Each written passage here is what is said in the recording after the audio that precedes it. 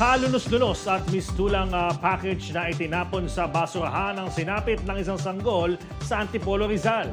Nakabalot kasi ito sa plastic at inilagay sa kahon at tinakpan ng packing tape bago itinapon sa tambakan ng basura. Balitang umaabante mula kay Jason Gusilatar.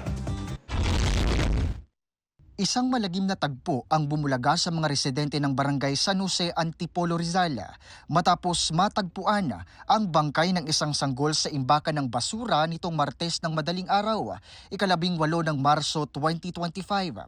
Ayon kay Leilani Reyes, Officer ng Violence Against Women and Children sa naturang barangay, nakasilid sa plastik at inilagay pa sa kahon na tinakpan ng packing tape ang sanggol. Mistulang parcel na itinapon na lamang sa tambakan. Sa inisyal na pagsusuri, tinatayang 6 hanggang 7 buwang gulang na ang babaeng sanggol na ayon kay Irene Favor ng Barangay San Jose Public Safety Office ay maaring nabuhay pa kung naagapan.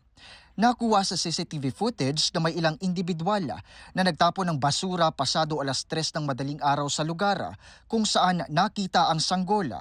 Sa ngayon, patuloy pa rin ang investigasyon upang matukoy kung sino ang responsable sa pag-abandona.